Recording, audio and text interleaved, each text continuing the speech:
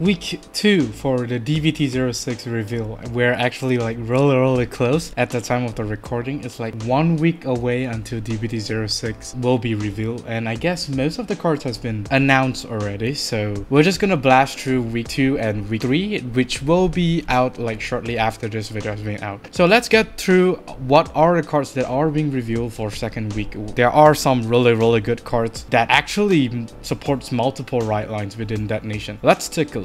First off, for Dark States, we have some Bruce support. Diabolos girl Kristen. Auto when this unit is placed on rearguard from Soul, if you are in Final Rush, Soul Charge 2 for every 2 cards in your damage zone. This card is a maximum Soul Charge of 4 if you are at 4 damage, because if you're at 6, it means that you lost already. So the maximum that you can Soul Charge with this card is basically 4. Although it sounds really great for this card, but it's most likely going to be a skip, if that makes sense. Although you could call this with Julian and therefore Soul Charge based on whatever cards is in your drop zone. I think there are better options for you to run instead of this card, because you know, the Soul Charge 2 for every 2 cards, it's actually a mandatory skill to Soul Charge, so it's not going to be that great if you don't have a lot of control to the cards that goes into Soul from your deck. So yeah, I mean, this is most probably going to be a skip. Next, we have Diabolos Digger Basil. Auto rearguard circle. When this unit attacks while boosted, this unit gets 5k power until the end of turn. Yeah, another big skip.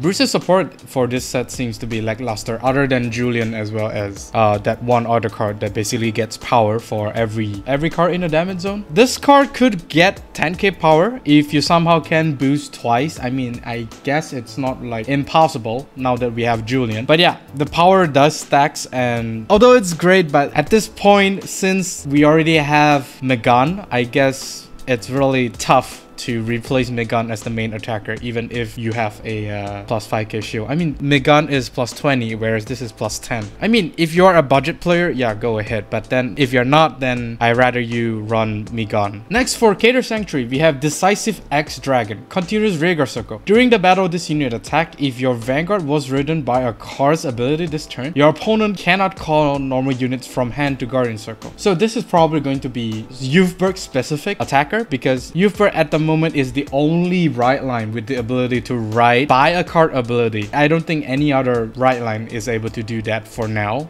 but Youthberg is able. Although it does not really says it's restricted to Youthberg, but yeah, from the base on the card skill, it's pretty much restricted to Youthberg. Also, do keep in mind is that Personal Ride does not meet the skill requirement, because you need to ride by a card ability. Personal Riding is not a card ability, which is a bit sad. I mean, it is card ability, but you're not riding from a card ability. You're just ride. That's it. In order to guard this card, you basically could only use triggers as well as Blitz Order to guard this dragon. Most likely this is going to be the card to give whatever power from triggers that Youthberg checks to him. So he's possibly going to be one of the more dangerous attacker for Youthberg, but then again, the downside to this card is that he does not really gain power by himself, which is a little bit sad if you ask me. Which also means that he might be attacking for a slightly lower power, because he's at 13k without getting even a 5k. But hey, you got a lot of cards that basically gives power to this guy, so I guess it's kind of a minor issue, let alone Personal Right. So yeah, Youthberg players, this card is good. Next, we have a normal order card for Youthberg. Departure towards Daybreak. You need to pay 1 Counter Blast in order to play this card. Look at 5 cards on the top of your deck, choose up to 1 card with Revolve form in its card name from among them and reveal it and put it into your hand. Or choose up to 1 grade 2 or less unit card from among them and call it to rearguard circle and shuffle your deck. So this is one of your many consistency card in getting either Gus or Zest. We actually do have another order card which basically gets your Revolve form, which is also in the TD, but this card is actually specific to get Zest from the deck to hand, whereas Daybreak, you're able to get Gus in addition to Zest, although it's only limit you to the top 5, whereas the TD order card directly search for it. That's basically the trade-off. I mean, one is a grade 1, the other one is a grade 2, but the grade 2 order needs to wait until your third turn, where you are at a Revolve Dress ability Vanguard. So the grade 1 actually add a much needed consistency for Youthberg, if you ask me, and since they're both equal cost, I guess it's super nice. Even if you don't have any Revolve from, any grade 2 or less is also super nice, means that you will be getting another attacker or booster. I think this is a much better replacement to the TD, because the TD, it only searches Zest, which most of the time it's not really that great.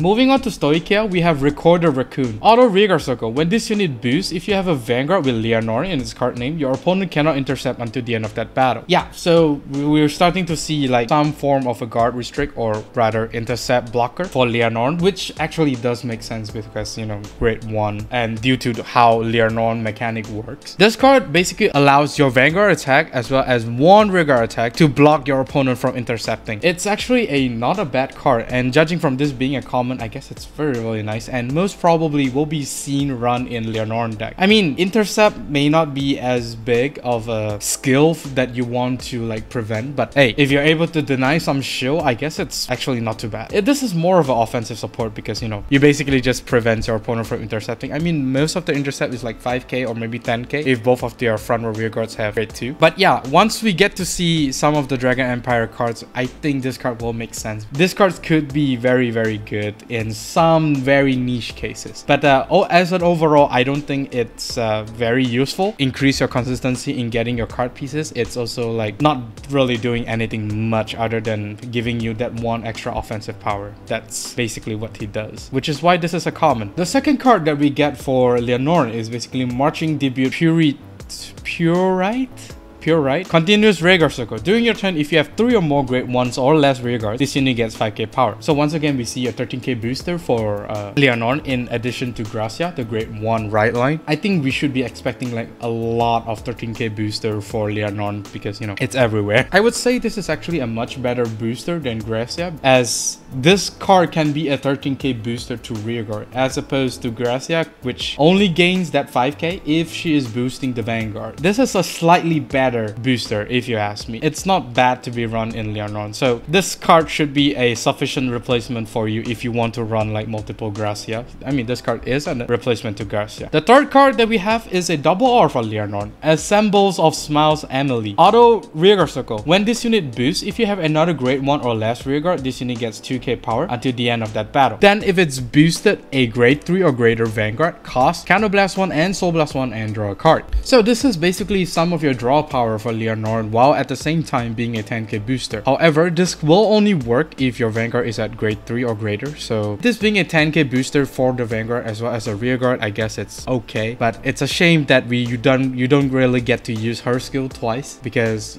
she has to boost a Vanguard. So it's really sad that to see. If only she does not need to boost the Vanguard, yeah, she will be a really great card. Giving you draw power for Leonore deck, I guess it's like a really good card already. But the problem here is the soul. Leonore actually uses quite a bit of soul. I mean, Leonore herself actually uses 1 soul, and the grade 1 from the right line comes out from the deck, and not to mention you have other skills that basically use soul. So I guess soul is gonna be really tight, so you might want to run stuff that basically soul charges. I think there's a grade 2 that basically lets you soul charge whenever you do not have any soul, if I'm not mistaken. And that is all for week 2. I will basically be speed running all the cards that was being revealed, and do expect the 3rd week review video to be out soon, depending on how fast I edit that video, because there are quite a bunch in that video. In any case, do like and subscribe if you like this video. Of course, do ring the bell notification icon so that you don't miss a video I upload. With that being said, I'll see you all on the field.